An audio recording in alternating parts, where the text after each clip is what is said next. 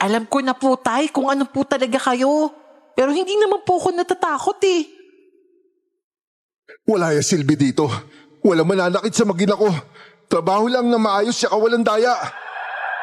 Nagsusumamo kami. Paintulutan mo kami parusahan ng mga nilalang na nais namin parusahan.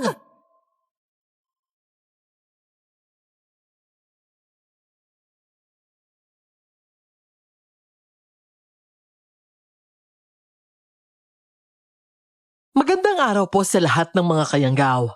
Ganon din po sa inyo, Miss Clar at Sir Jay, at sa buong team ninyo. Isang karangalan po para sa akin kung sakaling mapili ang naisulat ko. Ang kwentong ibabahagi ko tungkol sa buong pamilya namin. At upang lubos yung maunawaan ng lahat, ako nga po pala si Denise. At ito, ang aking kwento. Bago ko simulan ng storya, huwag kalimutang mag-subscribe sa Miss Clar Horror Stories sa YouTube bilang suporta sa ating channel. Hoy, Pitang! Ano ba to? Tingnan mo nga itong ginawa mo. Sigurado ka bang maayos kang naglaba, ha? Ma'am, kasi ho... Oo, ayan oh. Puti dapat to, di ba? Pero tingnan mo. Dilaw sa may kilikili. Sa tingin mo okay lang to na makita kapag nagtaas ako ng kamay, ha? Pasensya na po talaga kayo, ma'am. Medyo maitim na po kasi talaga yan. Nilagyan ko lang po ng konting Clorox para luminis. Kaso po, yun po yata yung nakapagpadilaw eh. Pasensya na po talaga kayo, ha? Maitim? At saan naman galing yung itim na yan, ha? Sa kilikili nyo, sa deodorant nyo po kasi yan, ma'am. Ano? Sinasabi mo bang may putok ako? Kaya ako nagde-deodorant? Wala po ba, ma'am? Aari ko bang iibaw ko po. Insulto mo ba ako, ha? Mulinis ako, ha? Anong putok-putok? Ikaw nga, bulok ng ngipin mo eh. Mabaho pang hininga mo. Kasi wala kang pambili ng toothbrush. At hoy, labuhan mo to ulit, ha? Ayusin mo. Ay, naparay ko. Ano pa bang magagawa ko kung sobrang kapit na talaga yung dumi sa katawan niya? Nanay?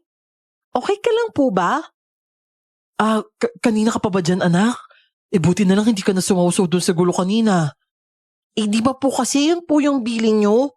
Pero ayoko po kasi talaga ng ganun eh. Hayaan mo na yon, anak, ha? Ang mahalaga, hindi ka nadadamay sa ganitong gulo. Para ligtas ka. O sige na, gagawin ko na lang yung inuutos niya. O sige po, Nay. Ay naku, kasalanan ba talaga ni nanay kung madumi yung kilikili niya? Akala mo ang yaman-yaman tapos ang linis-linis, amoy bayabas naman. Di ba kung mayaman ka talaga, kayang-kaya mong maging malinis? Ang dami-dami nilang pera para sa gamot, pero bakit sa kanya, kahit anong pahid wala talagang talab? Baka sinumpah yun ah. Aljon! Tulong! Nahulog si Aljon! Tulong! Rudy! Anong ginagawa mo rito? Ikaw yung nagtulak sa kanya, no? Ako po, mama. Naku, sumigaw po kayo kaya tumakbo po ako dito. Ano po ba nangyari sa bata? Aljan? Naku, dumudugo po yung ulo niya, ma'am. Ikaw talagang nagtulak sa kanya. Mananagot ka, Rudy! Oo, bakit po ako, ma'am? O, ayan. Yung anak mo. Witness yan. Denise, tingnan mo nga yung tatay mo. Mamamatay tao pala. Tinulak niya si Aljon. Tatay, bakit ang dami po niyang dugo? Tay! Arjun, gumising ka na oh! Gumising ka na, please! Anak, kailangan natin siya dalhin sa ospital. Baka maagapan pa. Hello, sir. May i-report lang po ako. Yung anak ng asawa ko, pinatay ng driver namin. Oo, ma'am, alam naman natin na hindi ko ginawa yun ah. Sige po, sir. Hihintayin ko kayo rito. Hindi ko yan hahayaang makatakas. Salamat po. Grabe ka talaga, Ma'am Jana. Gagawa ka talaga ng kwento. Anong gawang-gawang kwento? Nakita kong tinulak niya si Aljon. At bitawan niyo nga yung katawan. Hay, ikaw, Rudy. Hindi ka aalis, ha? Hindi ka tatakas. Ano nangyayari dito? Diyos ko, Arjun, ano nangyayari dito? Ano nangyayari sa bata? Tinulak siya ng asawa mo. Ano? Naku ma'am, hindi po yan totoo. Kung aksidente, sabihin mo aksidente pero wag mo ako idin dito. Kita niyo naman kailangan po dalhin ng bata sa ospital. Hipitan, tara na. Wala na tayong oras makipagtalo dito. Dalhin na natin yung bata. Walang aalis dito. Para po para tuluyang mamatay si Aljon tapos makulong yung tatay ko? Para mapunta lahat ng yaman niya sa'yo? Ano ba pinagsasabi mo? Ano bang alam mo? Kahit nga po grade 1, alam yan eh. At alam niyo po ba kapag kinasuhan niyo yung tatay ko, hindi kami lalaban? Lalaban talaga kami. Denise, anak, tama na yan. Hindi po, Nay. Kaya kanila inaapi kasi hinahayaan mo lang sila eh. O ano, Ma'am Jana? Sasaktan mo ako? Bago mo ako apakan, ikaw muna. Madudulas ka dyan. Denise, anak, tama na yan. Walang niya kang bata ka. Anong ginawa mo? Sinabi mo lang nadulas na ako? Maligno ka ba, ha? Denise, di ba ang sabi ko kontrolin mo yan? Walang kontrol-kontrol sa akin pag nasobrahan na. Tandaan mo to, ha? Huwag mo akong susubukan. Matapos kong sabihin yon ay dinampot ko ang isang bagay na tila ginamit ni Aljon bago siya mahulog sa hagdan. Si tatay noon, buhat-buhat ang katawan ni Aljon at hinila na lamang ako ni nanay papunta sa sasakyan. Dinala pa nga namin noon si Aljon sa ospital dahil baka sakaling maisalba pa. Pero pagdating namin doon, dead on arrival na talaga. Kawawa naman talaga yung bata. Wala na nga siyang magulang, tapos ganun pa yung nangyari sa kanya. Ano na gagawin natin, Rudy? Baka ipakulong ka pa ni Ma'am Jana. Ano magagawa ko? Pitang, alam mo na hindi ko talaga gagawin yun.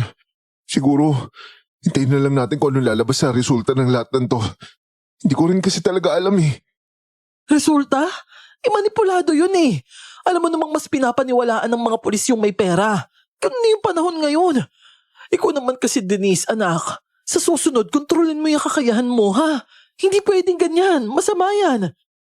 Bakit po ba kapag sila yung gumagawa ng masama, ayos lang?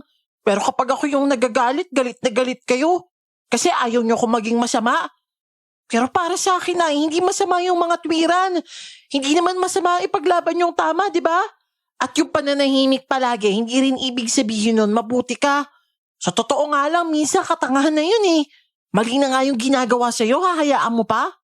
Diyan na nga po kayo. Ba't? Oy, Denise! Hoy! Denise, saan ka pupunta? Nasabi ko yon dahil puno ako ng galit. Matagal na kasi kaming inaapi ng ibang tao. At lalo akong napuno ng pagbintangan ang tatay ko sa kasalanang hindi naman niya ginawa. Na para bang wala kaming karapatang ipagtanggol ang sarili namin. Nakakapagod na rin ang palaging pagpapakumbaba. At ang makalayo nga ako, lumabas ako ng ospital at naupo sa ilalim ng isang malaking puno. Napansin ko ang isang bagay sa sahig na inakala kong kamera. Sa kakapindot ko, lumabas ang ebidensya ng mga nangyari. Malinaw nga na si Ma'am Jana ang tumulak kay Aljon at ipinagmamalaki pa niyang hindi siya makukulong dahil naka-gloves daw siya. May iba pang video rin ng pananakit niya kay Aljon. Kahit hindi lahat ay nakunan, malinaw ang kanyang mga sinabi. Dahil dito, nagkaroon ako ng pag-asa na malilinis ang pangalan ni tatay. At hindi nga nagtagal, dumating ang mga pulis sa ospital.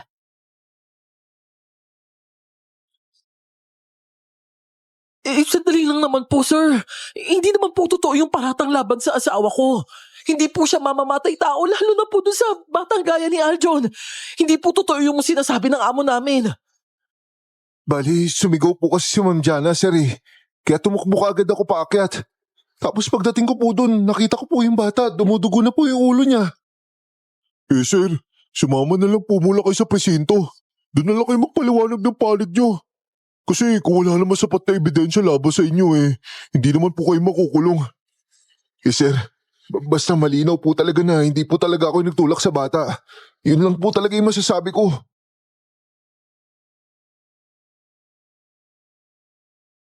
Nang dalhin nga si tatay sa presinto ay wala akong nagawa kundi pigilan ang galit ko. At si nanay lamang ang patuloy na nagpapakalma sa akin. Alam niya kasing may sumpa ang mga salita ko, lalo na kapag galit ako at may hinihiling na masama sa kapwa. Sa presinto nga ay napatunayan ng mga pulis na si tatay daw ang may sala dahil sa fingerprint. Dahil hinawakan nga niya noon si Aljon. Walang nakita ni katiting na fingerprint ni Ma'am Jana. Kaya lalo akong nalito at naisip ko na baka binayaran niya ang mga pulis. Dahil nga wala kaming matutuluyan, bumalik muna kami sa mansyon. At doon na rin dinala ang bangkay ni Aljon. Hindi ko man maipaliwanag ay naging malapit ang loob ko sa bata. May kakulangan siya sa pag-iisip at mahilig sa mga laruan at bagay na kinatatakutan ng iba, lalo na ang dilim. Batay sa mga video, kapag galit siya kay Ma'am Jana, sinasadya niyang takutin si Madam bilang ganti. Tuloy pa rin ang pagpapakumbaba ni nanay. Gusto ko sana siyang intindihin kung may plano ba siya. Pero mukhang wala talaga. Kaya hindi ko na maiwasang mainis. Nagtrabaho muna kami at nagkataong ako ang nakatoka sa paglilinis sa taas. Kaya malinaw kong naririnig ang pag-aaway ng mag-asawa. At dun ko ginamit ang recorder ni Aljon.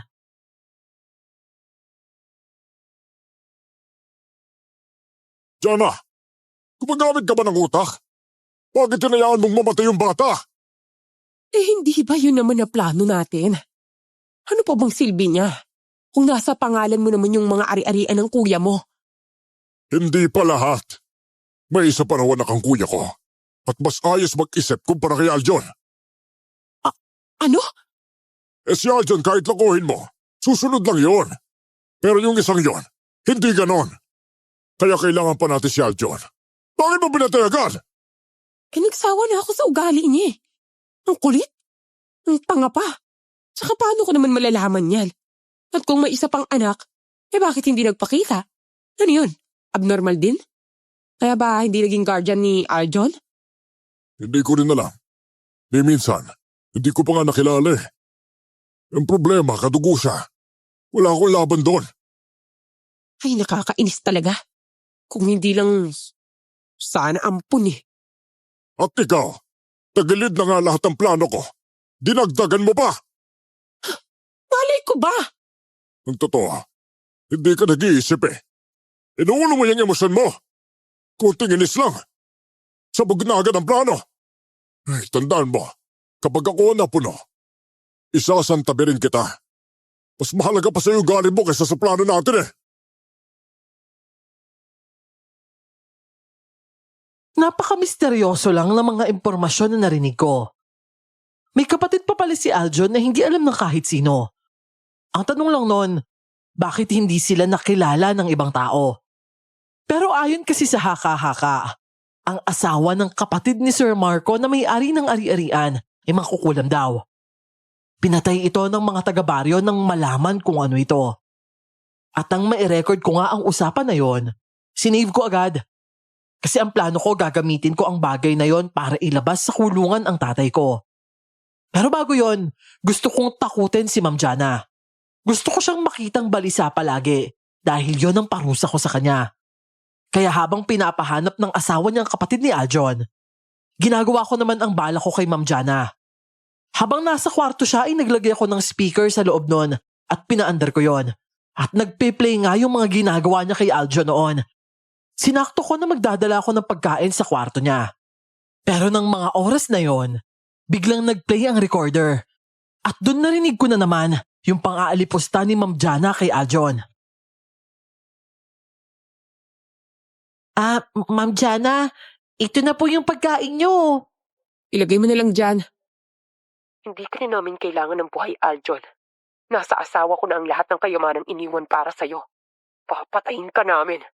At wala ka nang magagawa tungkol doon. Ano yun? Saan galing yan? Ma'am Jana, ibig sabihin po pala, gusto niyo po talagang mamatay si Aljon noon pa? Saan mo nakuha yan, ha? Ikaw ba to? Ikaw may gawa nito?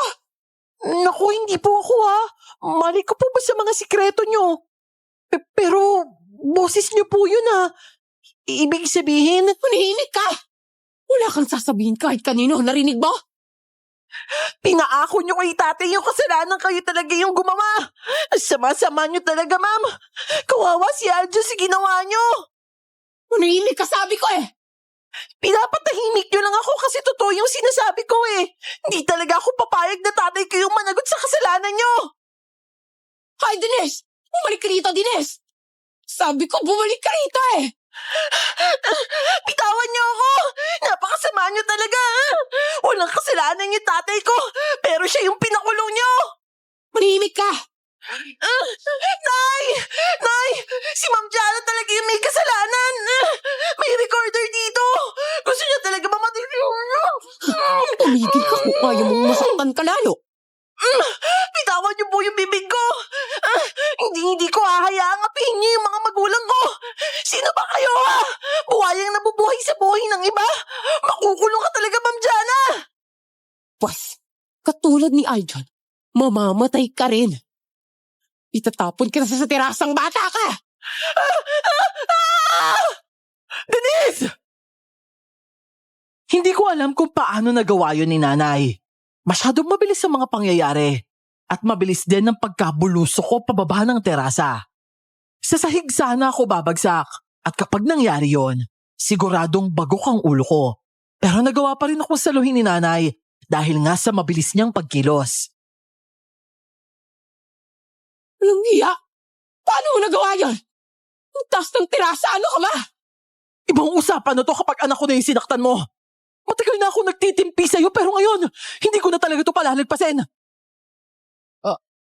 Anong nangyayari? Bakit parang nag-iiba ka? Bakit ka pumapangi? Nay? Aswang! May aswang sa loob ng bahay! Aswang! Lumayo ka sa akin! Pangalan, naiintindihan mo na ba kung bakit tinitiis ko na lang ang ugali mo? Dahil sa simpleng isang iglap, kaya kitang patayin! Bitawan mo, Lengko! Tulong! Tulong! Dilis! Pigilan mo ang nanay mo, Dilis! Dahil yun ang sinabi niya ay binitawan siya ni nanay. Ako naman ay halos hindi makagalaw sa gulat dahil nga sa nakita ko. Hindi ko alam at ni minsan ay hindi ko napansin na may ganun pala siyang kakaibang kakayahan. Nang bitawan siya ni nanay, tumakbo siyang pagapang papasok sa sarili niyang kwarto at agad na nagsara ng pinto. Si nanay naman, tumingin sa akin na nakasalampak sa sahig. Nang makita niya akong gulat na gulat, bigla siyang nagpalit ng anyo at mabilis na bumaba papunta sa akin.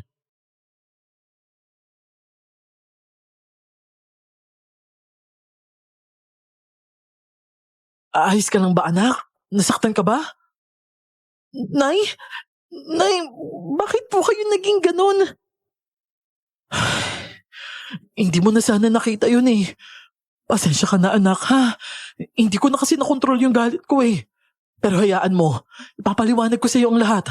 Halika na, tumayo ka na dyan. Maraming salamat po, Nay. Maraming salamat din, anak, dahil hindi ka natakot sa akin.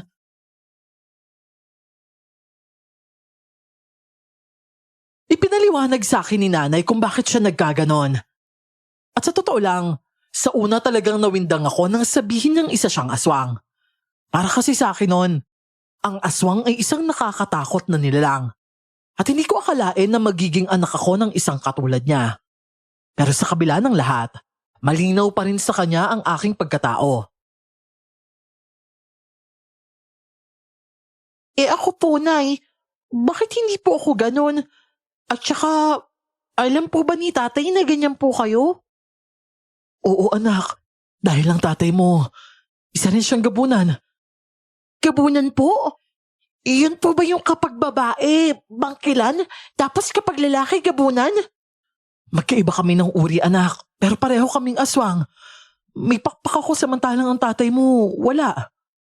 Ako po, Nay. Di ba po, dapat isa po sa inyo katulad ko? Anak, katulad ka man namin o hindi, ang mahalaga anak ka namin at mahal na mahal ka namin ng tatay mo kahit ano ka pa. Sa totoo lang parang ang hirap tanggapin sa umpisa. Hindi ko lang ipinahalata kay nanay. Sa halip kasi na damdamin, mas pinairal ko ang isip ko. Ginawa kong basihan ang pagmamahal nila sa akin. Lalo na nung iniligtas ako ni nanay at kung gaano siya nagalit sa nangyari. Ibig sabihin tama siya. Anumang uri nila, ang mahalaga ay mahal nila akong dalawa. Dahil nga sa nangyari ay nagsumbong si Ma'am Jana kay Sir Marco tungkol sa ginawa ni nanay. At napansin ko rin na hindi naman nababahala si nanay dahil doon.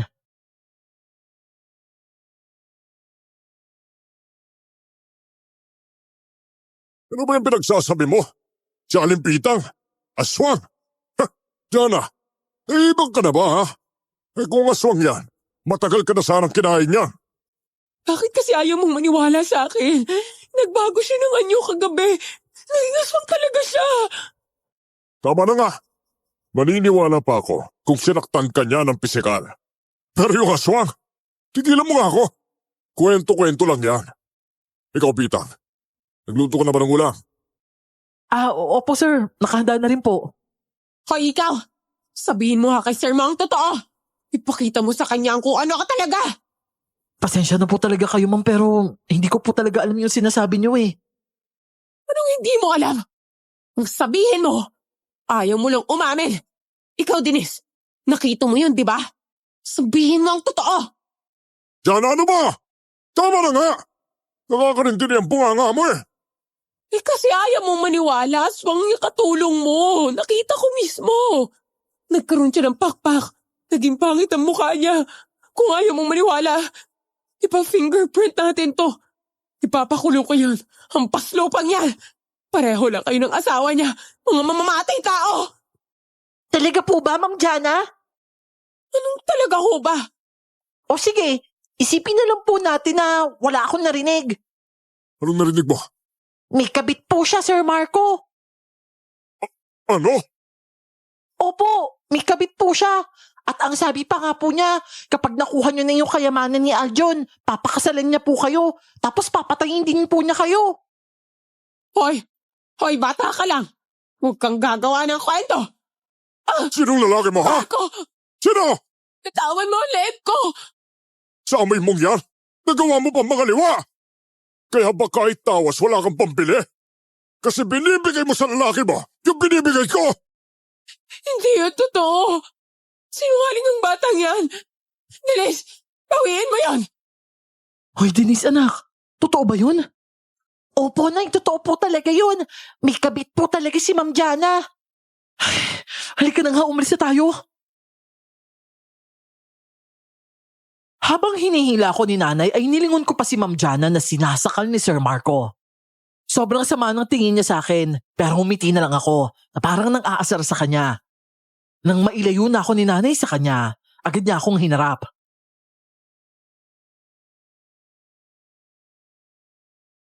Denise anak, totoo ba yung sinabi mo kanina? May kabit ba talaga si Ma'am Jana? Sabihin mo sa akin yung totoo. Mali ko po ba, Nay? Sinabi ko lang po yun para maramdaman niya kung ano yung pakiramdam na nadedihado dahil sa kasinungalingan ng iba. Gaya ng ginawa niya kay tatay. Siya naman talaga yung totoong pumatay kay Aljon eh. Ha? Paano mo naman nasabi yun? Kasi may hawak po akong matibay na ebidensya at gagamitin ko po yun para mailabas si tatay sa kulungan. Siya po yung papalit doon. Anong ebidensya naman yan? At saka, nasa na yun? Gagamitin ko yun, Nay, para parusahan siya. Hindi porkit may mas pera siya, pwede na siyang mang-api, no? Akala niya siya lang yung may kapangyarihan. Kahit walang pera, kaya rin lumaban. At ipaparamdam ko sa kanya yung ginawa niya sa atin. Hahawakan ko siya sa leeg gamit yung ebidensyang to. Pero anak, masama yan eh. Ay naku, iyan ka na naman, Nay. Hindi tayo pwedeng maging masama, pero pwede tayong maging tanga. Anak, hindi naman sa ganun. Nanay, kapag may katwiran, ipaglaban mo. Ganun dapat yun. Ayoko talagang inaapi ako eh. Ikaw nga po, Nay, kaya mo naman palang maging matapang pero pinipili mong magpaapi. Hindi rin po kaya mabuti yun. Ay nako, oo na, sige na, panalo ka na. Pero wag lang sobra-sobra yung pangangatwiran ha. Baka mamaya, mali ka na pala pero tuloy-tuloy ka pa rin. Masama rin yun, anak. Opo, Nay, pangako po. Binisita rin namin nun si tatay sa kulungan. Malapit na rin ang hearing niya at isa ko sa mga nakalista bilang witness.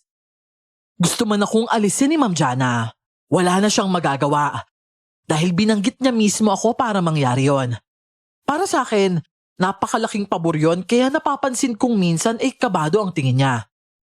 Inaasar ko lang siya sa pamamagitan ng pagngisi para mas lalo siyang kabahan.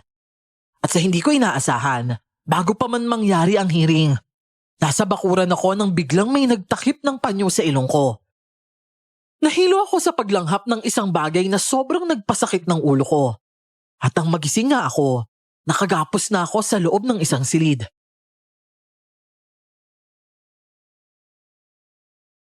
Ayan, ilabas mo ngayon ang tapang mong bata ka.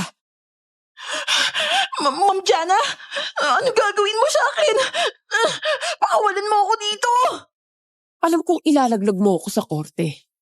Kaya kailangan, mawala ka ron. Ginawa mo talaga to para hindi ako makapag-witness? Ako lang naman ang witness dun eh. Kapag wala ako, hindi mapapatunayang kriminal yung tatay ko. Nagkakamali ka. Yung fingerprint niya, yun ang magpapakulong sa kanya. Pero kailangan pa rin ng witness. At alam kong hindi ka susunod sa akin. Alam kong iba ang sasabihin mo. Kaya walang ibang gagawa nun. Kundi ang nanay mo. Kapag hindi niya ginawa, mamamatay ka. Hanggang ngayon ba pagkatapos ng lahat ng nakita mo, akala mo napapasunod mo pa rin siya? Oo, sumusunod siya noon. Pero paalala ko lang sa'yo, delikadong kalaban pa rin yung nanay ko. Akala mo inaapi mo siya, pero hindi mo alam yung mga plano niya. Kaya bago ko pamadihado, pakawalan mo na ako dito. Kahit kano pa siya kalakas, mahal ka pa rin niya. Kapag sinabi kong papatayin kita, gagawin niya. Napakasama talaga ng ugali mo. Kasing sama na amoy ng kilikili mo. Mayaman ka nga pero mabaho ka naman. Tahimik ka! Naiinis na ako sa bunganga mo. Halata talagang anak ka ng aswang.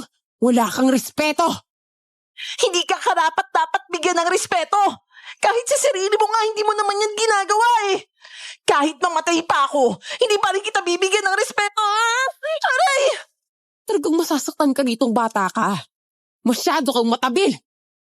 Kaya ko tisin lahat ng pananakit mo. Pero yung bunganga ko hindi mo ako kayang pigilan. Ang pangit mo! Amoy bayabas ka! Jana, pangit! Amoy bayabas! Prihimik ka! Babalatan ko yung hita mo. Ang ingay mo. Sinasabi ko na sa yung kaya ko yung tisin, di ba?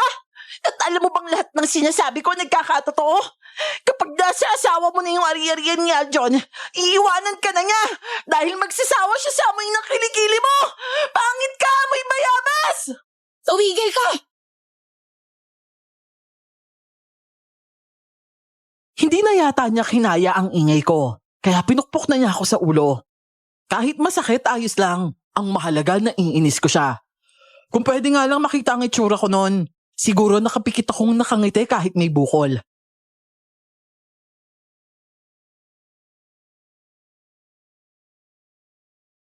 Oy, gising.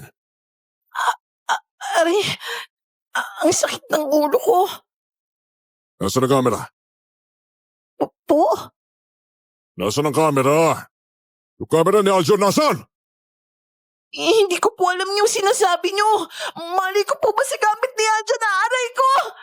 Pipigayin ko yung panga mo kung hindi mo ibabalik sa akin ang camera. Alam kong ikaw ang naglagay ng speaker sa kwarto ni Jana. Alam mong totoo. At galing yun sa camera. Nasaan ang camera? Hindi ba't magkaibigan kayo ng pamangkin ko? Wala po talaga akong alam. Kahit saktan niyo po ako, patayin niyo ako. Wala po talaga akong alam dyan. Sabihin mo kung nasaan. Pakakawalan kita. Eh kung hindi, itatapon kita sa malalim na parte ng ilog. Wala po talaga akong alam. At kahit pamialam ako, hindi ko po yun ibibigay. Kahit anong gawin ko, papatayin niyo pa rin naman ako eh. Pero sigurado ako may ibang makakahanap ng ebidensya at lalabas lahat ng kasinungalingan niyo. Ibig sabihin, nasa iyo nga ang camera? Nasa na? Aray, bakla po ba kayo, sir? Bakit po kayo nananakal ng bata? Tumigil ka nga! Naririndi na ako sa'yo ha! Hindi ka ba takot mamatay? Kahit ulit-ulitin niyo pa akong saktan, manginginis pa rin ako. Kaya kuha ko sa inyo, huwag na kayong magagalit. Ikaw? Inipilit mo talaga akong gawin ang bagay na hindi mo magugustuhan. Tignan natin kung hindi ka magsisisi. Hindi ko nun alam ang plano niya. Narinig ko lang siyang tumawag ng mga tao at pagpasok nila, may dala na silang sako. Kinabahan ako, pero pinili ko pa ring mang-asar. Dahil alam ko namang wala na akong kawala at gusto ko muna silang inisin bago nila ako patayin. Galit na galit sila at tinawag pa akong baliw habang ginagawa yun sa akin. Tulad nga ng inaasahan, inilagay nila ako sa sako at binusalan. Sobrang init sa loob at halos mawala na ako ng hininga. Pero bigla itong napalitan ng lamig nang itapon nila ako sa ilog. Dahil nga nakagapos at mahigpit ang sako, hirap akong makalabas. Nagpumiglas ako ngunit lalo akong kinapos ng hininga. Nang akala ko'y wala na akong pag-asa. Saka ko naman naramdaman na may humila sa sako ko at binuksan ito.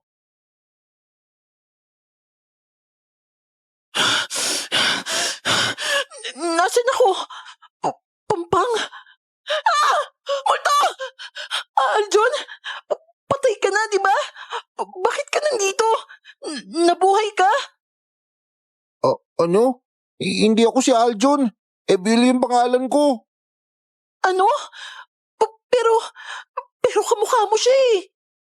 Oo, tama ka. Dahil kambal kami. Ha? Oh, mukhang gising ka na tsaka mukhang okay ka naman, oh. Pwede na siguro kitang iwan dito. Teka lang. Iiwan mo ako dito? Mag-isa lang ako sa gitna nang wala akong kasama? Mas okay na yan kaysa nasa loob ka ng sako, no? At saka mahalaga, buhay ka. Oo nga. Pero kanina naman ako lalapit. Iligtas mo na ako, di lubos-lubusin mo na. Ay, ganun. O siya, sige. Ihatid na lang kita sa inyo. Alam mo kung saan ako nakatira? Wala naman kaming ibang tirahan kundi doon sa dalawang masasamang amo namin eh. At dahil alam mo yung tungkol doon, paano namang hindi ka si Aljon? Kasi, si Aljon may sakit sa pag-iisip. Ako wala. Pero bakit kanya kamukha? Di ba sabi ko kambal kami? Ibig sabihin, ikaw yung sinasabi nilang kapatid ni Aljon?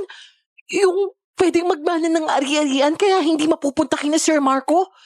Teka, may hawak akong ebidensya tungkol sa pagkamatay niya eh. Tinulungan mo ko kaya tutulungan din kita makuha yung hustisya niya. At ang kapalit nun, lalaya rin yung tatay ko. At saka alam ko kung nasan yung camera ni Aljon.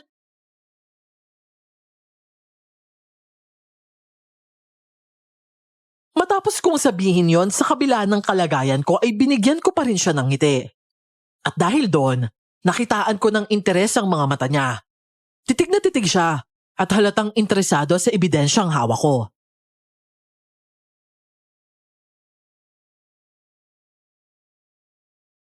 Ngayon, naiintindihan ko na kung bakit nila ginawa yun sa'yo. Dahil yun sa ebidensya. Oo, at saka gusto nilang makuha yun sa akin. Pero kahit namatay pa ako, hindi ko talaga yun ibibigay. At saka naniniwala ako na kahit mawala man ako, may ibang makakahanap ng ebidensyang yun. Tapos lalabas pa rin yung katotohanan. Tapos hindi masasayang yung buhay ko. Kung ganun, anong plano mo? Testigo ko sa hearing ng tatay ko. Ginuhot nila ako para hindi ako makarating sa araw na yun. Pero gagamitin ko yung camera para ipakulong silang lahat. Biol, pwede mo ba akong tulungan? Gusto ko pa rin talagang pumunta eh. At saka akala nila patay na ako. Magandang pagkakataon to, di ba?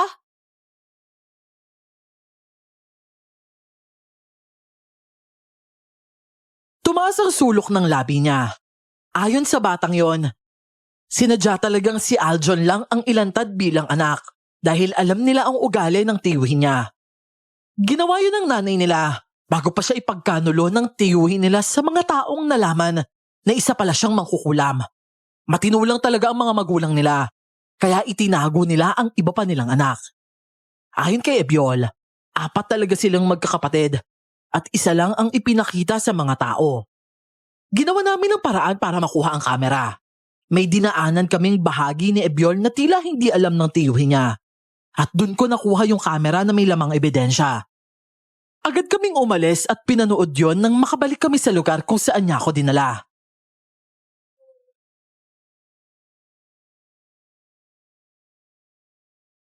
O di ba?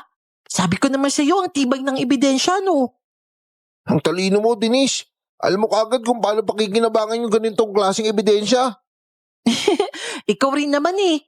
Halatang may utak de kalibre ka rin. Siguro nasa dugo na namin yun. Kahit si Aljan naman sa kabila ng kalagayan niya, marunong din gumamit ng ganito. Tuso yung nanay namin. Minana lang namin magkapatid. Kaya sa totoo lang, mas sumahanga ako sa abilidad mo, Denise. Siguro, nagmana rin ako sa mga magulang ko. At saka sa totoo nga lang, atat na naman akong mang-asar ngayon eh. Kasi inaapi nila yung mga magulang ko. Kala ng marami mahihina sila. Pero ako, alam kong hindi talaga. Nagpapanggap lang silang mahina. At saka, Ebyol, pasensya ka na rin ha. Hindi namin nabantayan ng maayos si Aljon. Pero handa talaga akong ibigay sa kanya yung hustisya kahit isakripisyo ko pa nga yung buhay ko eh. Uy, hindi naman ako papayag na pati ikaw mawawala, no? Tama na yung pagkawala ni Aljon. Masakit din sa amin na nagkulang kami sa pagprotekta sa kanya. Akala namin hanggat hindi pa naililipat sa pangalan ni Tito Marco yung mga ari-arian. Ligtas si Aljon Pero nagkamali pala kami. Kasi nga, may mabahong babaeng atat na pala siyang patayin. Huli ko na nga rin nakita yung camera eh. Kakainis nga yun. Kung nalaman ko nga lang agad, baka naprotektahan ko pa si Aljon. Yun, nangyari na yung dapat mangyari. Wala nung sayo-sayo yung pagsisisi. Ang magagawa na lang natin ngayon, ibigay sa kanya yung katarungan.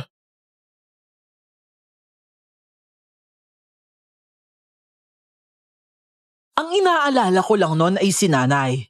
Alam ko kasing sobra na ang pag-aalala niya sa akin at tinatakot siya ni Ma'am Jana para lang magtestigo. Pero sa kabila noon, naisip ko rin na hindi ganun kaduwag ang nanay ko para basta magpanik. At gaya ng napag-usapan namin ni Ebyol, dumalo kami sa araw ng hearing.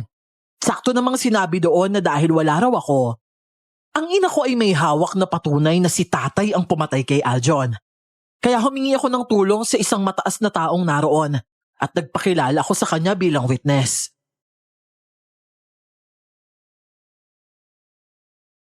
Nandito po ako at handa po ako sabihin yung buong katotohanan. Ano? Huwag mo akong tanong eh.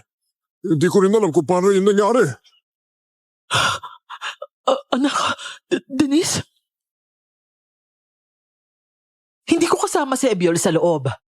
Pero alam kong nanonood lang siya sa amin. Agad akong inalalayan papunta sa harap at pinaupo. Pero bago pa ako tuluyang makaupo doon, nginisian ko muna yung mag-asawa. At kitang-kita ko sa mga mukha nila yung kaba. Saka pa lamang ako umupo at tinanong kung ano ang totoo.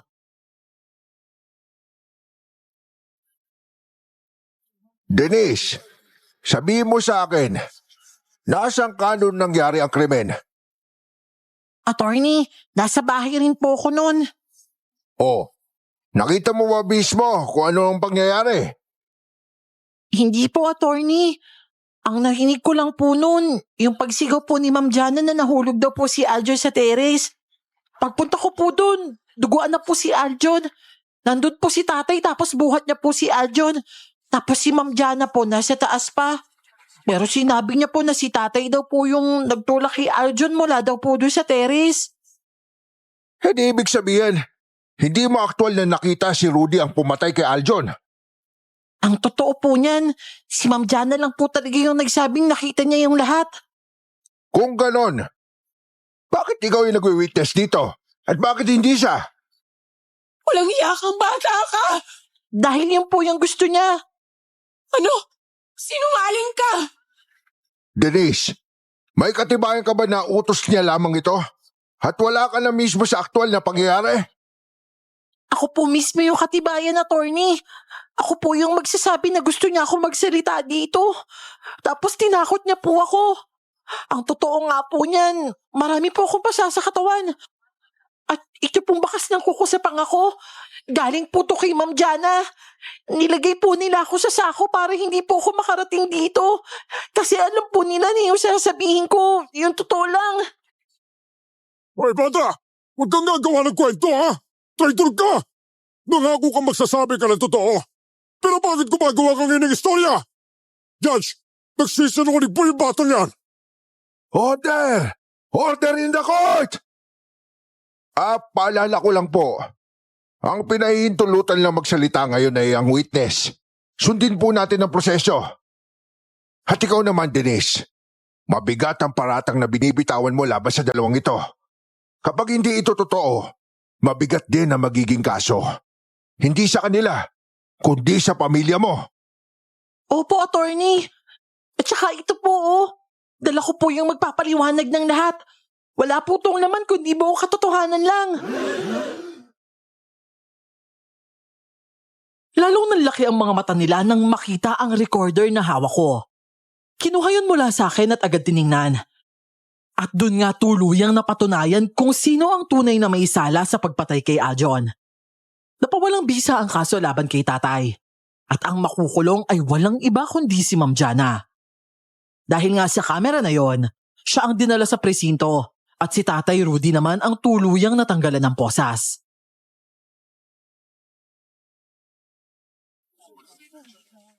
Hindi ko matatanggap to. Sigurado akong may ginawa yung bata na yan sa camera na yan. Baka may nag-edit. May nasa likod dito. Inaalagaan ko ng maayos si Aljon. Hindi ko siya kayang saktan, Marco. Hindi pwede to. Kapag nakulong ako, isasama ka rin yan. Ikaw ang nagpadukot sa bata. Tumahimik ka! Ikaw ang may gawa ng lahat ng yon! Buti na lang nagsabi ka ng totoo, Denise. Iha, maraming salamat ha. Nabigyan ng hustisya ang pamangkin ko. At pasensya na sa nangyari sa'yo. Ayos ka lang ba? Huwag niyo nga po ako hawakan, sir. Alam naman nating pareho yung totoo, di ba? At saka alam niyo po yung si sarili niyo. Kaya wag na po kayong magpanggap dahil ikaw na yung isusunod ko sa kanya. Huwag mo ako sagarin. Ako pa rin ang amo ninyo. O bakit? Hindi naman sa'yo galing yung perang pinangsasahod mo sa amin, ha? Kay Aljon yun at feeling mayaman ka lang. Ba't ikaw na bata ka? Di ba talagang tabas ang dila mo? Sige, panalo ka ngayon. Tignan mo na lang ang mga susunod na araw. Yani ka sa akin! Sir, kung ako lang to, hindi talaga ako papatol eh. Pero kung totoo yung ginawa niyo sa anak ko, hindi ko to palalagpasin. Tama kayo. Dito kailangan natin kumalma. Pero magkikita tayo mamaya. Oo, tama yan, Rudy. Kaya halina kayo.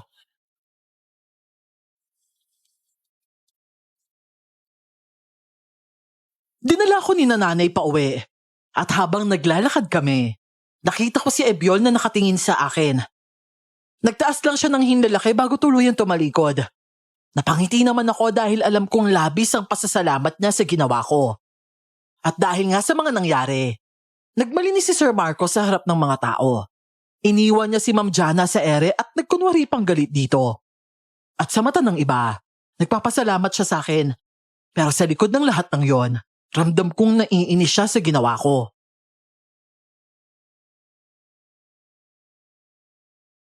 Tinis anak, mabuti naman at nakaligtas ka sa dalawang yun. May tumulong po kasi sa akin, Nay.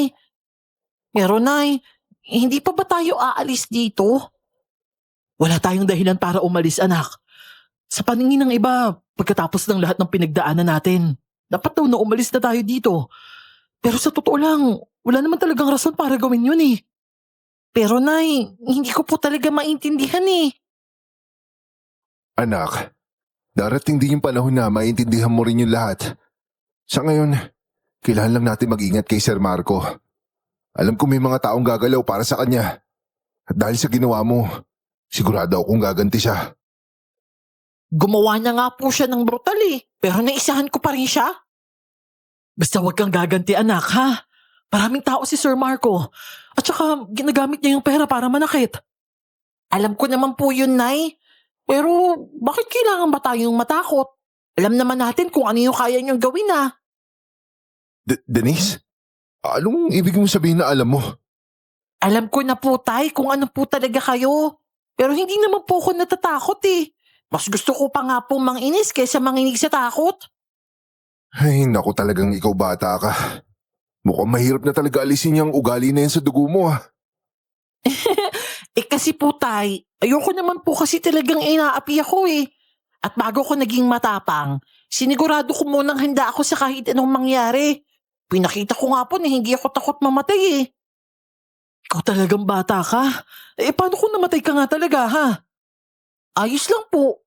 Basta hindi ko pinagkanulo yung recorder, yung camera. Tsaka, alam mo po ba, Nay? Wala talaga akong pinagsisihan kahit nawala pa yung buhay ko. Basta, naprotektahan ko yung ebidensya tungkol sa totoong pagkamatay ni Ajon. Masakit po kasi talaga na namatay siya na parang wala akong nagawa eh. Kung alam ko nga lang po noon yung totoong lagay niya kay Ma'am Jana, edi sana ipinaglaban ko siya agad. Pero anak, wala na si Aljon. At mukhang ginagabayan ka niya para makuha yung hustisyang para sa kanya. At sigurado ko, lubos siya nagpapasalamat sa'yo. Tuloy pa rin kami sa pagtatrabaho sa bahay na yon. Palaging mainit ang tingin sa akin ni Sir Marco. At mukhang nakatawag pa si Ma'am Jana mula sa presinto. Kaya nagkausap sila sa telepono. Ayon nga sa narinig ko, magpapanggap daw siyang galit sa babae. Pero nangako siya na kapag natapos na nito ang mga dapat gawin, ilalabas niya ito sa kulungan. Ibig sabihin, may pinaplano siyang hindi maganda para sa lugar na yon.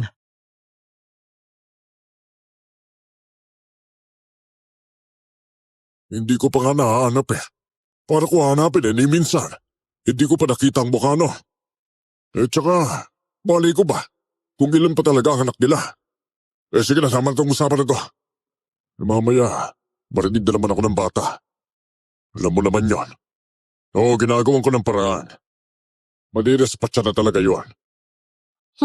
Kala mo naman talaga kaya niya. Denise! Shh! Denise! Oh, Biol, anong ginagawa mo dito? Kapag nahuli ka niya, sigurado lagot ka. Kaya ito, gamitin mo to. Isuot mo. Ano to? Pulseras? Oo, kapag sinaktan ka niya, may mangyayaring masama rin sa kanya. May sumpa yan. Ha? Talaga? Ibig sabihin laban niya sa kanya? Oo, pati sa mga alagad niya. Teka nga. Bakit ka ba nandito? Hindi ka ba natatakot na makita ka? Bakit naman ako matatakot? Bahay namin to eh. O siya, sige na. Aalis na ako ah. Basta tandaan mo na lagi lang ako nasa paligid. Nakabantay lang ako sa'yo. Natawa ako dahil kumindat muna siya bago umalis. Saktong paglabas naman ni Sir Marco. Naabutan niya ako sa may pintuan at agad na namilog ang mga mata niya nang makita ko. Ako naman, kahit ang liit-liit ko kumpara sa laki niya, nagawa ko pa rin siyang taasan ng kilay. Ano sir? Ipapadespatcha mo pa ba ako? Kawawa ka naman. Papapatayin mo na nga lang ako, hindi mo pa kayang lunukin yung ugali ko? Janice, sinasagad mo na talaga ang pasensya mo. Paalala ko lang sa iyo sir ha. Gabi na po ngayon. At ano naman ang kinalaman ng gabi? Mas maganda nga yan eh. Madali ko magagawang aksidente lang ang pagkamatay mo. Talaga nga rito! Bitawan niyo po ako sir! Bitawan niyo ako! Magsisisihan niyo yan! Halika rito, huwag kang maingay! Bitawan niyo ako! Lumalabag ka pa! Sir? Teka sir, ano pong ginagawa niyo sa anak ko? Mang Rudy, Sir, bitawan mo yung anak ko, sir! Ano ba yan? Ang alat-alat naman ang kamay mo sir! Pwe! Nakakadiri! pakigaling nga naman ang pagdidisiplina sa anak mo, Mang Rudy. Kulang sa respeto eh. Halatang hindi natuturuan na maayos. Sir, tinuruan namin rumespeto yung batang yan. Pero tinuro rin namin yung pagbibigay ng respeto sa taong marunong rumespeto. Ikaw, sir, ilang beses mo na ba tinakasaktan yung anak ko? Kaya huwag kang umasa na makakakuha ka ng respeto mula sa kanya. Baka nakakalimutan mo kung sino ang amo rito. Ako pa rin ang amo ninyo. Kaya matuto kayo magpakumbaba. Ba't anong klase mga trabahador kayo? Nakakala mo mas mataas pa sa amo? Sir, kapag pamilya ko yung sinaktan mo, wala nang amo o empleyado sa akin. Lalo na kung buhay nila yung nakasalalay. Sir, kahit gaano pa kalaki ang pera mo, wala yung silbi dito. Walang mananakit sa magina ko. Trabaho lang na maayos siya kawalang daya.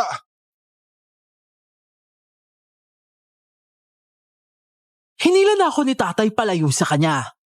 Nang makalayo na kami, nilingon ko pa ang amo namin na nakapamulsa lamang habang pinapanood kaming papalayo.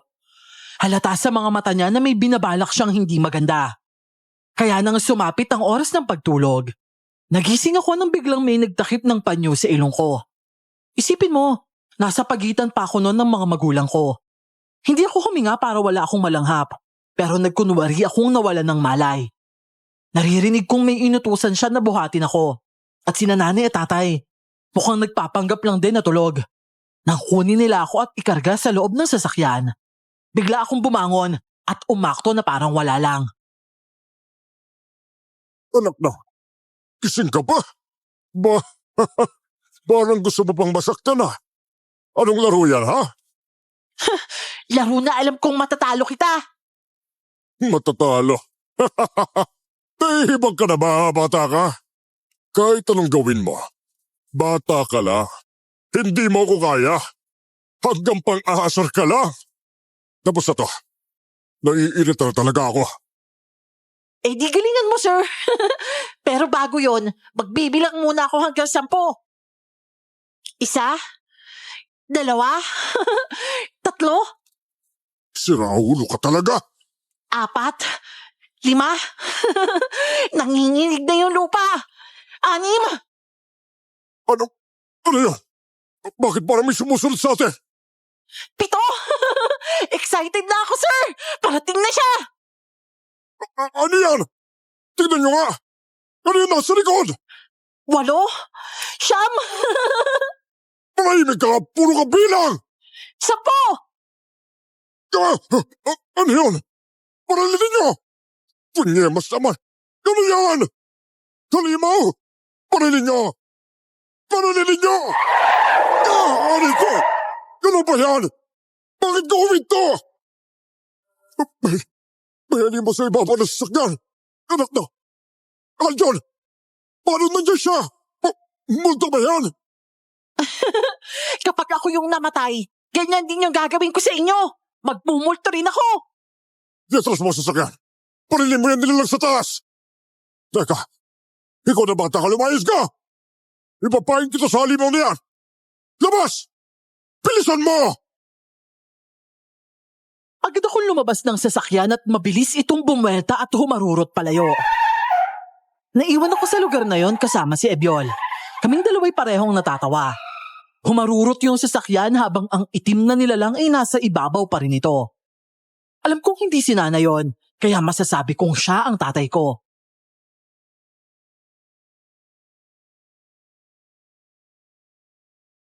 Ebiol, totoo bang nakasunod ka sa akin palagi?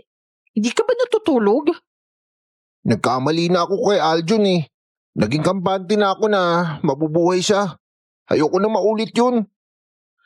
Tapos sa akin, talagang binabantayan mo ko ng todo? Baka magsero si Aljon yan ha? Alam kong hindi no. Halika na, hatid kita sa inyo. Sigurado kong naghihintay na yung nanay mo. Pero teka, hindi mo ba nakita yung halimaw sa ibabaw na sasakyan kanina? Nakita ko. Bakit naman? Hindi ka natakot? Hindi. Alam ko naman kasi na mabuting aswang yun eh. Ginagawa lang niya yung lahat para protektahan ka. Sa bagay, tama ka. Mabuting aswang nga siya. Marunong ka rin palang kumilala ng mga nilalang. Kapag ganun, alam mo ng aswang yun? Oo. At isa siyang gabunan. Mabuting gabunan na namumuhay bilang tao. At saka, kilala mo rin siya bilang tao? Oo naman. Kahit kung sino nga talaga yung nanay mo, alam ko rin eh. Grabe ka talaga. Alam mo pala talaga kung ano sila? O siya, halika na. Umuwi na tayo. O sige, maraming salamat ha. Pangalawang beses mo na ako niligtas eh. Pasaway lang talaga ako tsaka mahilig ako talagang mang-asar. Totoo naman kasi yung sinasabi mo eh. At saka okay lang yun, palaban ka. Ngayon, alam na nila na hindi ka basta-basta.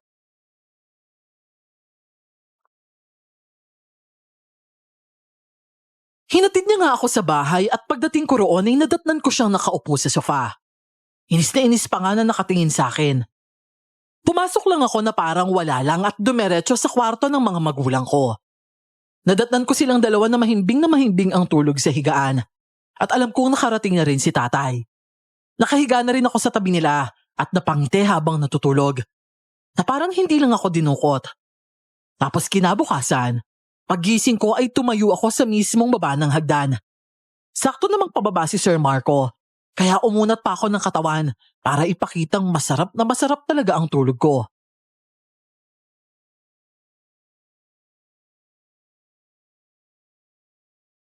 Masyado bang maaga para mga sarbata?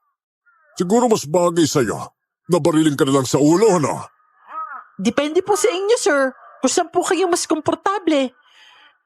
Gusto niyo po ba ng kape? Pagtitimpla ko po kayo. Promise po wala pong halong lason yun. Huwag na. Baka ikapahamak ko pa yan eh.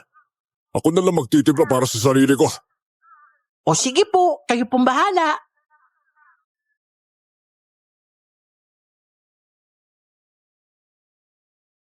Habang dumaraan siya sa harap ko ay ramdam ko ang masamang tingin niya. Yung tipong parang gustong manakmal. Ako naman, todo pa cute lang at ngumingiti pa. Para mas lalo siyang maasar sa akin. Pero kinabukasan, nang lumabas ang mga magulang ko ng bahay ay inilipos na sila. Tila natagalan pa nga sila doon. At ang magpasya kong lumabas, nakita ko silang bilad sa ilalim ng araw at nakagapos pa. Binabato sila ng kung ano-ano ng mga tao at isa na roon ang mga itlog. Sinasabi pa nga ng mga ito na mga aswang daw sila. At sa labis kong pag-aalala, napatakbo pa ako papunta sa kanila at napasigaw sa mga taong nang aalipusta. Hoy! Tigilan nyo na yan! Tigilan nyo na yung nanay ko! Nay! Lumayo ka na dito, anak. Bumalik ka na doon sa loob ng bahay. Anak, sige na. Baka tamaan ka ng binabato nila. Tigilan nyo na yung mga magulang ko! Kapag hindi pa kayo tumigil, ipapabulto ko kayo kay Aljon! Denise, anak, umalis ka na. Matatamaan ka dyan.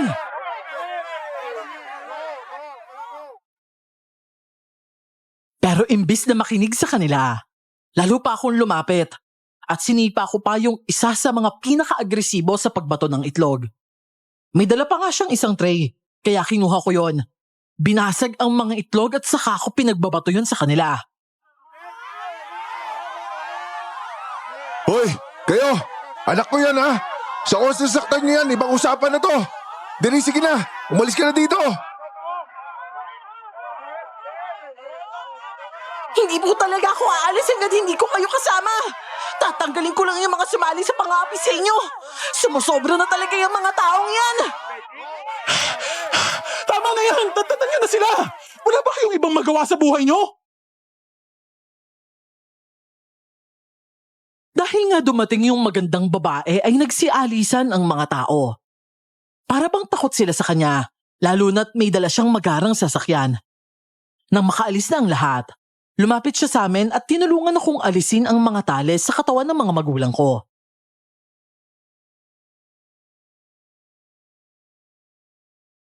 Karina, maraming salamat dumating ka. Sobra na kasi talaga yung mga taong yan eh. Ayos lang ba kayo? Oo, ayos lang kami. Karina? Ikaw pala yan? Bakit ka nandito? Kilala niyo po siya, Nay? Oo anak, siya si Ate Karina. Matagal na namin siya kaibigan ng tatay mo. Karina, pasensya na talaga at ang gulo ng buhay namin mag-asawa. Ano ka ba? Walang kaso yun. At saka, masaya akong makita ka ulit, Denise. Ulit? Oo anak, kasi nung maliit ka pa lang siya yung lagi nagbubuhat sa'yo eh. Pero ngayon, di kayo na kayang buhatin kasi ang bigat mo na eh. Pero, Karina, ano palang plano mo? Panahon na para harapin siya. At kailangan ko yung tulong ni Denise. Alam ko yung totoo. Nilagay siya sa sako at itinapos siya sa ilog. At kailangan na natin pabagsakin si Marco. Pero mag-iingat ka, Karina. Marami siyang tao. Siya yung dapat mag-ingat sa atin.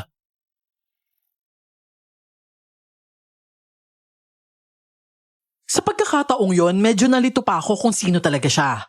Pero may hinala na ako na kapatid siya ni Aljon. At gaya nga ng inaasahan, isinama niya ako papunta sa lugar kung saan nakalamay ang kapatid niya. Nasa may pintuan pa lang kami nang tumayo na si Sir Marco at sinalubong siya.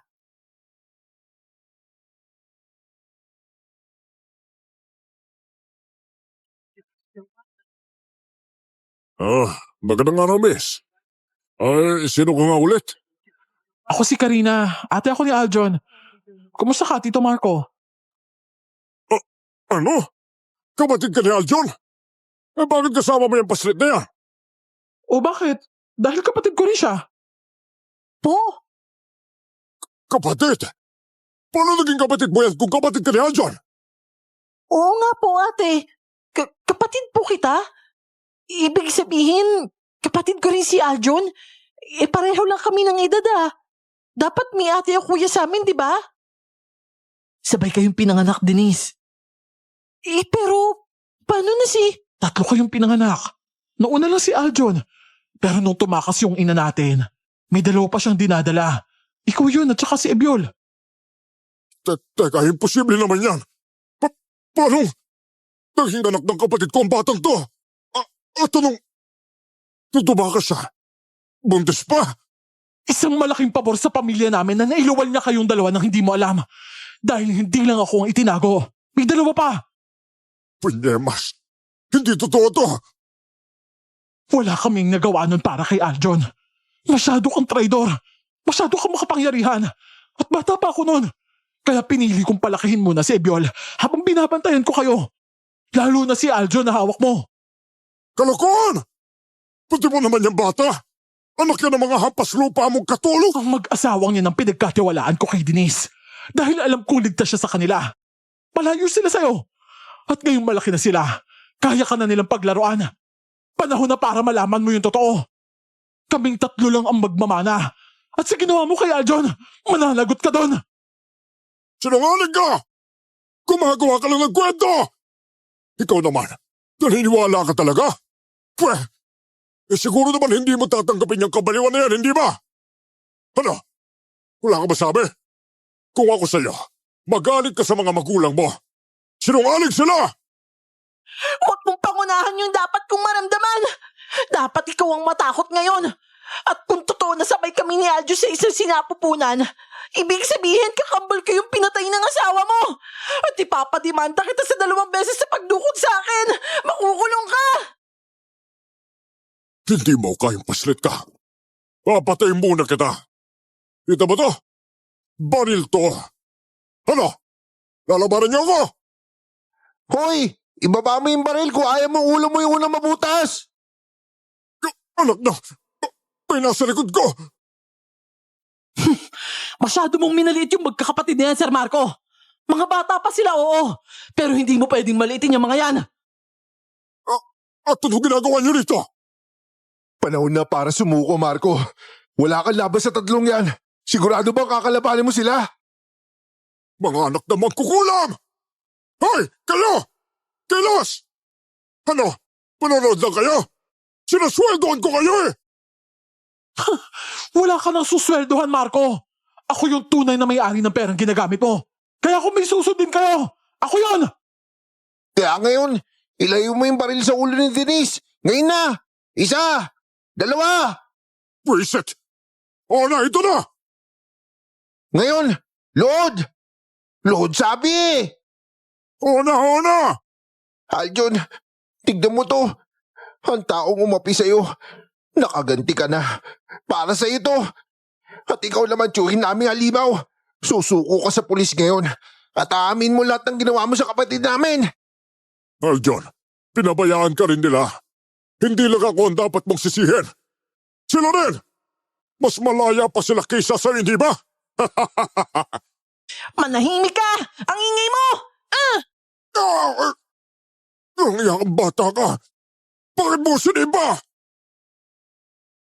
Kung alam ko lang na nakapatid ko si Aljon, pinaglaban ko sana siya. Pero ngayon alam ko na, kailangan mong maramdaman yun. Mabubulong ka sa kulungan. Nabigla talaga ako sa katotohanan. Parang bigla na lang itong ipinaalam sa akin.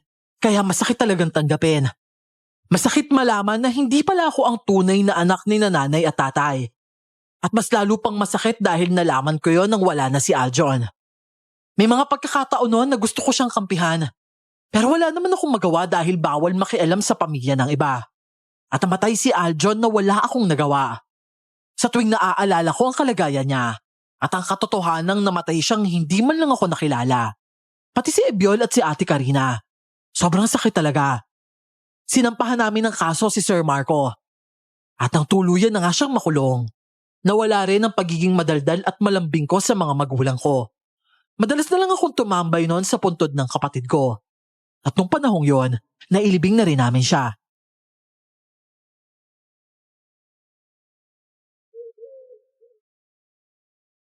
Denise, hapon na oh. Hindi ka pa ba uuwi? Ayoko pa po, Ate Karina. Pasensya ka na kung nagkulang ako ah. Pasensya na kung hindi ko naprotektahan si Aljon. Wala po ba kayong tiwala sa akin? Dapat sinabi niyo na lang sa akin kung ano ko siya eh. Bakit kailangan paniwalain pang anak ako nila nanay at tatay? Hindi kasi ganun kadali eh. Gumagawa kami ng paraan kung paano ipapakulong yung mag-asawang yon. Malakas yung kapit ni Marco. Maraming malalaking tao sa likod niya. At kailangan muna siyang sirain para mawala siya ng backup. At hindi naman namin alam kung paano kaya natagalan yon. Hindi ko inakalang si Aljon pa yung magiging kapalit nun. At kung alam ko lang, kinuha ko na sana siya nung bata pa siya. Pero bata pa rin ako nun, Denise. Takot ako. Hanga nga ako sa'yo kasi mas matapang ka sa akin nung edad mo. Ako nun, hindi eh. Gusto ko talagang intindihin, Ate Karina. Pero bakit ang hirap? Hindi ko po talaga maintindihan eh. Pakiramdam ko wala kayong tiwala sa akin. At kung sinabi niyo sana ng mas maaga, baka nabantayan ko pa si Aljon. Dapat nun pa naging matigas na ako. Pero mapapahama ka rin. Diba, nung nawala si Aljon, nagbago ka kasi hindi mo makontrol yung galit mo. Wala ka nang pakialam kahit mapatay ka. Basta mabigyan mo lang siya ng sakit ng ulo. Ganon din si Ebiol. Nung malaman niyang wala na si Aljon, nagmatigas siya. Pareho kasi kayong naging palaban eh. At kaya ka rin niya nailigtas dahil nilayasan niya ako.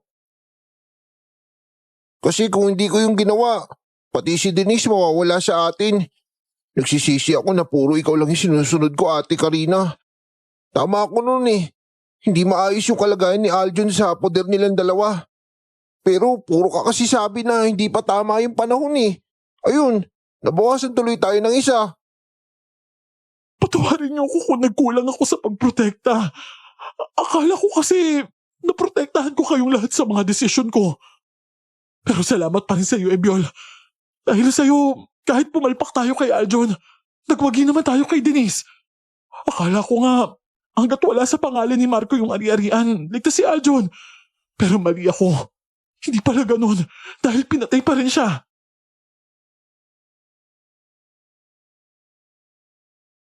Nagkita-kita nga kaming magkakapatid pero walang kasiyahan sa pagitan namin. Nasa amin na ang lahat at ang tumatayong magulang namin ay sina nanay at tatay. Masama ang loob ko sa kanila pero naroon pa rin ang respeto ko.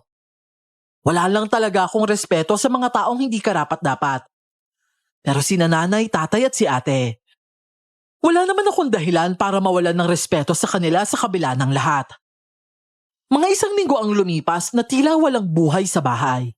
Si Ebiol, minsan nakikita kong paulit-ulit na nanonood sa kamera. Baka sa mukha niya ang lungkot. At si ate naman, madalas kong marinig na nasa loob ng kwarto ni Aljon. Umiiyak habang niyayakap ang paborito nitong jacket. Ibig sabihin, alam niya ang mga gamit na madalas gamitin ng kapatid namin.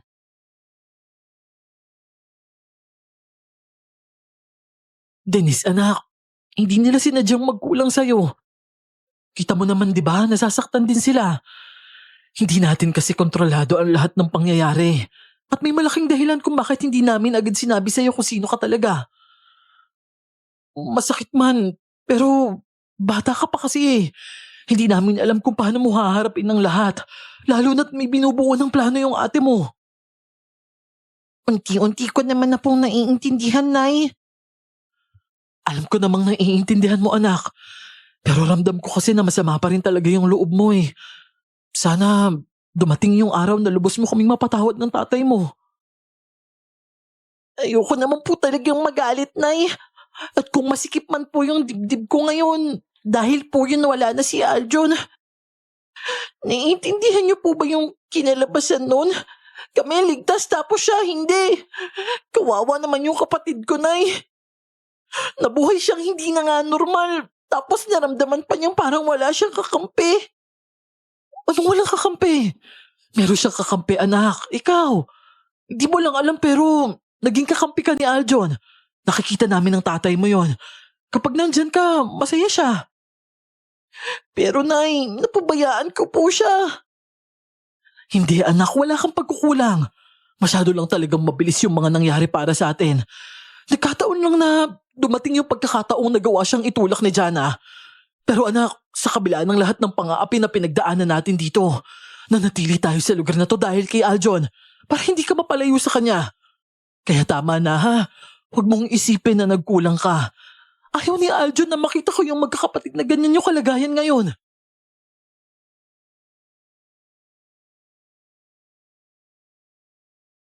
Dahil sa sinabi ni nanay na nilalamon na ng lungkot ang mga kapatid ko, ako na lang ang unang nagpakita na unti-unti nang umaahon. Sinabi ko kay nanay na magluluto ako ng pagkain para sa kanila. At hihingi ako ng tulong sa kanya. Wala kaming niluto kundi ang mga paborito ni Aljon. Yun yung mga pagkain na gusto ko rin. At sa totoo lang, noon pa man, halos lahat ng paborito kong pagkain ay may pagkain gusto rin niya. At ang oras na ng kainan, tinawag ko na silang lahat.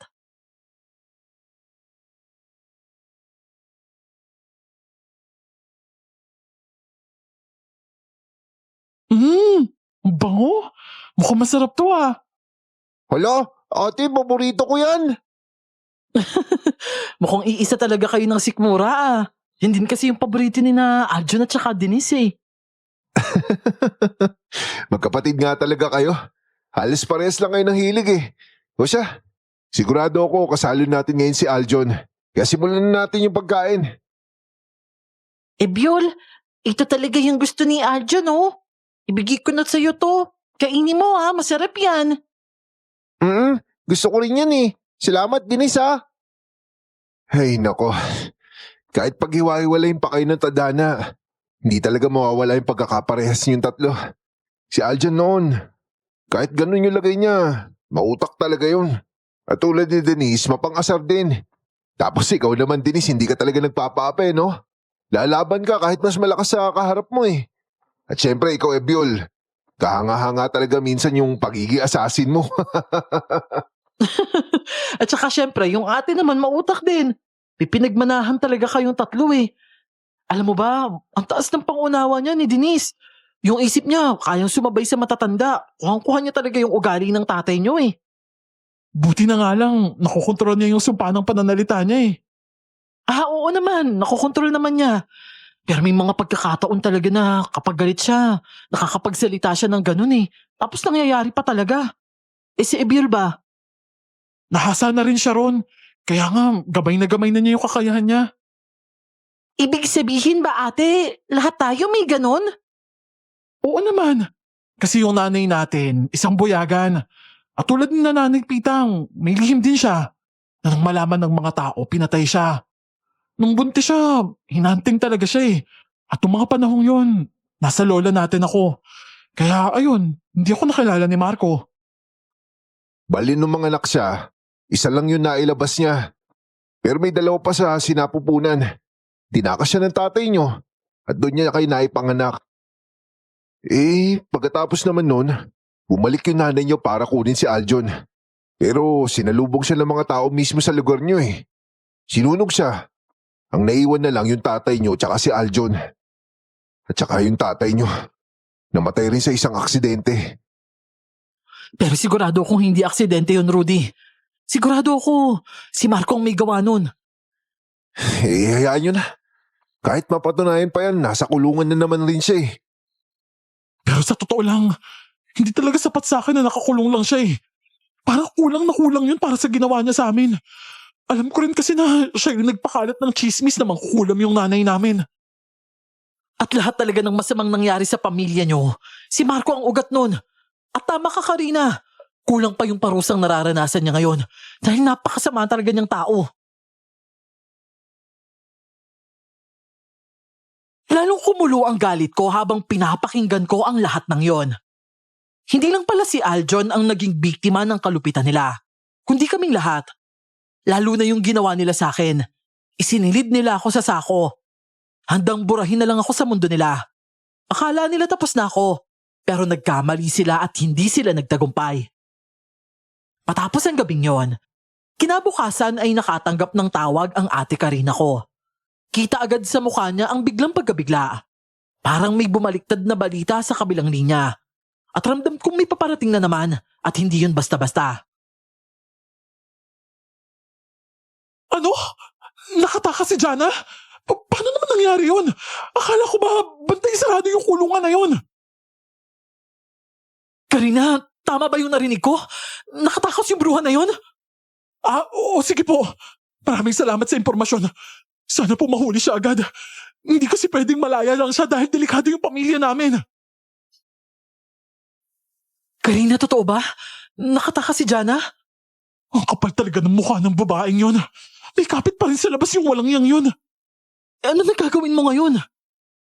Hahayaan ko na lang muna yung mga pulis na maghanap sa kanya. Pero sa oras na ako yung makakita sa kanya, hindi ko na talaga siya bubuhayin. Sandali lang, kukunin ko lang yung mga gamit ko. Masyado siyang kampante. Kala niya wala siyang dapat ikatakot.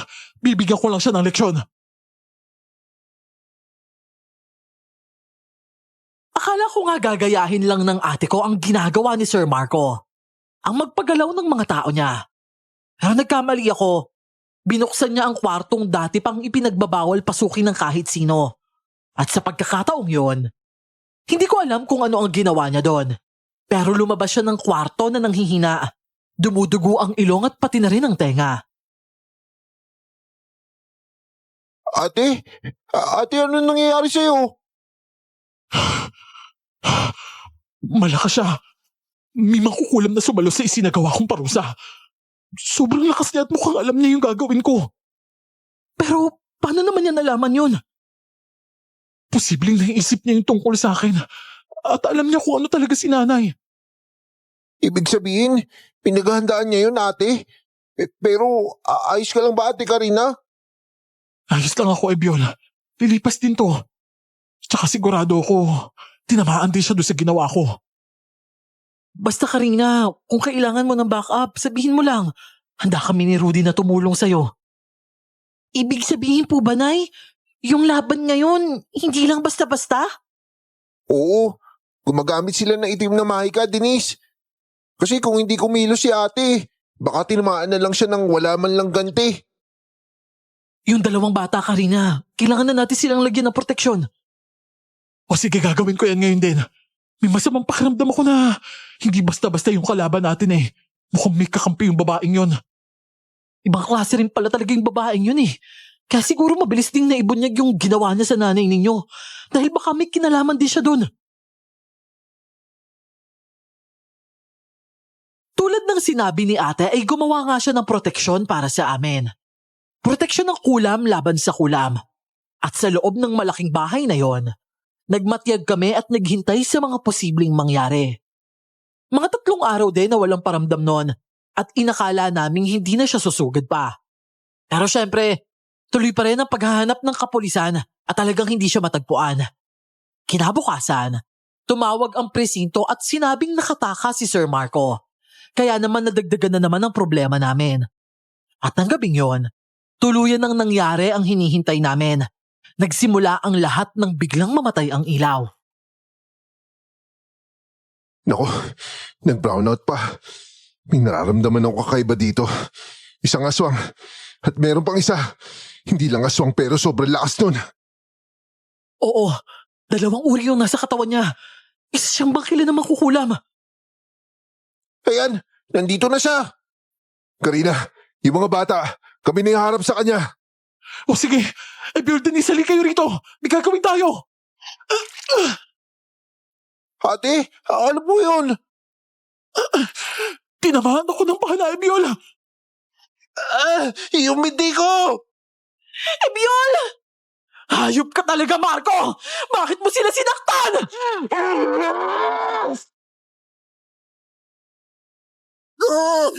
Aswang!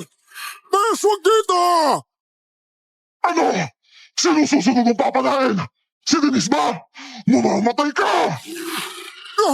Diana! Tulungan mo ako, Diana! Barilin mo na kasi, Marco! Manahimik ka! Kailangan natin makapasok sa kwarto ni Mama. Ebyol, kaya mo ba maglakad? Sa binti ako tinamaan ate. Ang sakit eh.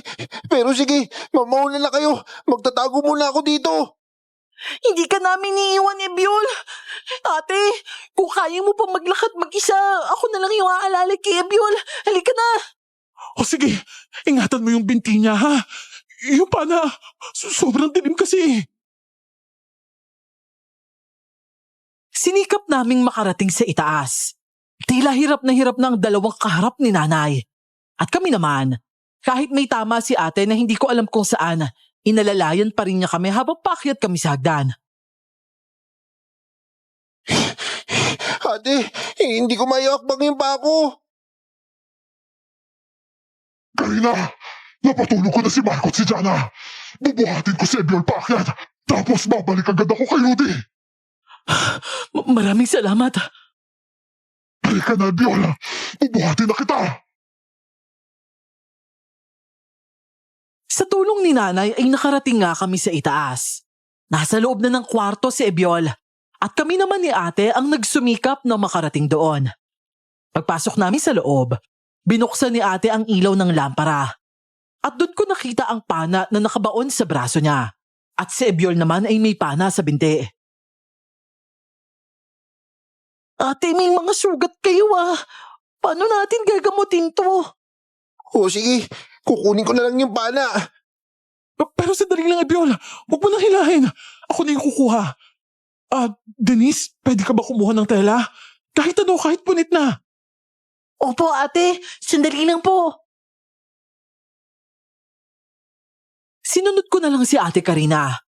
Nang makakita ako ng damit ay ibinigay ko yon sa kanya. At gamit nga ang malaking gunting na nakuha niya, pinutol niya ang pana na nakabaon sa binti ni Ebyol bago tuluyang alisin ang kalahati nito. Iyak ako ng iyak nang makita kong nasasaktan ng kapatid kong lalaki. Siya pa rin ang inasikaso ni ate hanggang sa magamot niya ito. At pagkatapos, inalagaan naman niya ang sarili niya sa tulong ko rin. Oo, sige Denise. Hilahin mo na, ha? Pero ate, hindi ko na kayang hilahin eh. Nasasaktan ka kasi. Masasakit to kung mananatili yan sa sugat ko. Sige na, hilahin mo ulit, ha? Isa, dalawa, hilahin mo na, Denise. O sige po, ate. Ayan, gumagalaw na. Sige pa, Denise, ituloy mo lang.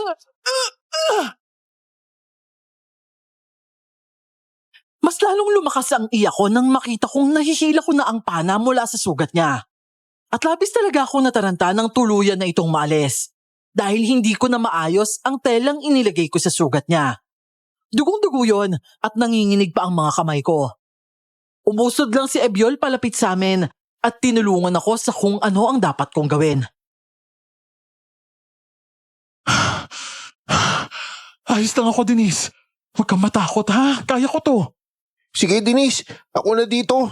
Kunin mo na lang yung pana para magamot na si ate.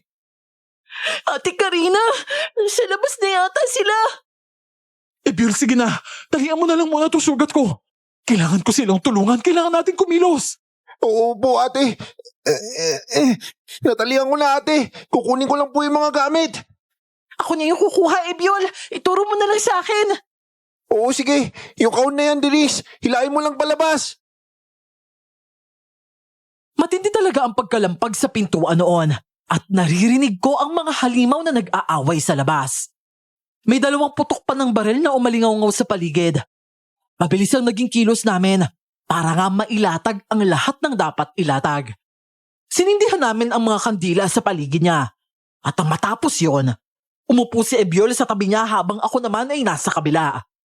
Hinawakan naming tatlo ang librong nasa harapan at habang nagdarasal si ate, sa wikang siya lang ang nakakaintindi. Mas lalo pang tumindi ang kalabog sa pintuan. Bakit hindi niyo pa matapos-tapos yung mga yan? Pantayin niyo na sila! Barilin mo na kasi, Marco!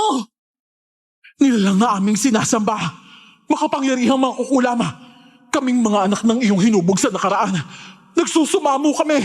Pahintulutan mo kaming parusahan yung mga nilalang na nais naming parusahan. Denise, ulitin natin, Denise. Nilalang na aming sinasamba.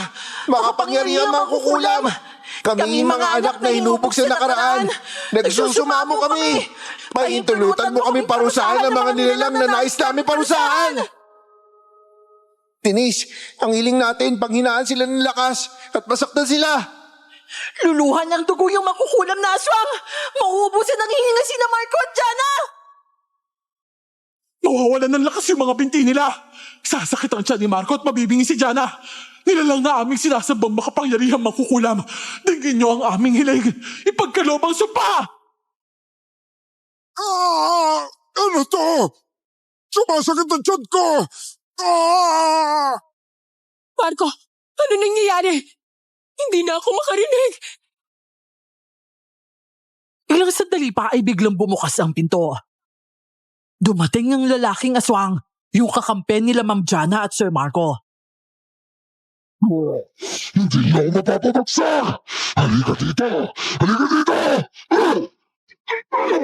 Bitawan mo ako! At saka ikaw, babae ko! Halika dito! Bitawan mo akong aswang ka! Ate! Hoy! Bitawan mo ate ko! Pero hindi pwedeng wala tayong gagawin. Ano to? Statwa? Hoy, aswang! Ako yung harapin mo! Denise! Denise, wag! Delikado yan! Denise! Ano gagawin mo sa estatwa? Nagsusumamo ako sa statwa ang hawak ko.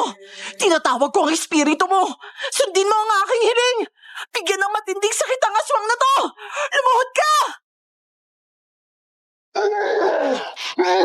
Ano ginagawa mo? Para lang yan sa malalakas na makukulam! Sila lang yung kaya gumamit yan! Bakit yan gumagano sa'yo? Dahil anak ako ng nanay ko! Hindi pwede to! Halika dito! Halika dito! Diyan ka lang na aswang ka! Diyan lang kayo! Ngayon, sa ayaw at sa gusto nyo, lumuhod kayo! Sino ka ba para sundan ha? Ang sakit ng tiyan ko! Anong ginagawa mo, bata? Ganyan talaga ako katilikado! Kaya dapat hindi mo ako sinimulan! Tama na! Sobrang sakit na! Anong klaseng aswang ka? Bakit pati ikaw tinatablan? Dahil masyado siya malakas! Hindi ko kaya! Hindi tapusin na natin to!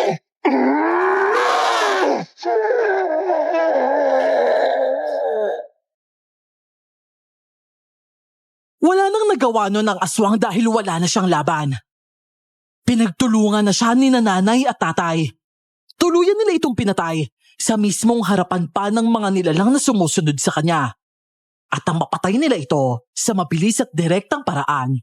Itinigil ko na ang paggamit ng bagay na yon. Pero syempre may kapalit yon. Nang bumitaw ako ay ako naman ang biglang nawala ng lakas. Dumugo ang ilong ko, pati mata at tenga ko. At agad akong inalalayan ni ate.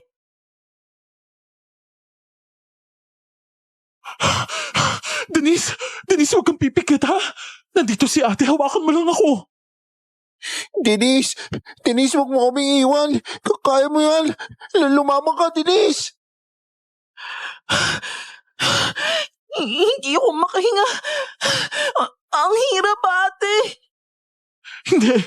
Hindi Denise, kaya mo to, kaya mo! Ito, hihimasin ko yung dibdib mo ha! Dahan-dahan lang, kaya mo yan Denise! Kaya mo yan!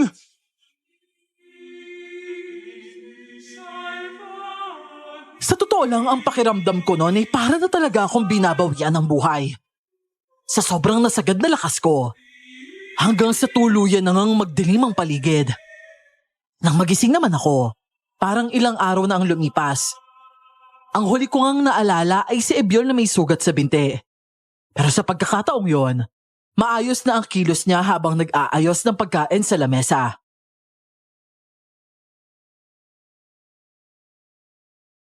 Ate, kain na po tayo. Oo, Abiol, sandali lang ha. Viola? Oh, si Denise gising na! Ate, si Denise gising na! Talaga?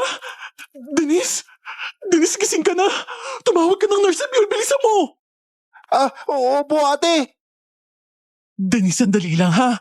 Susuwiin ka muna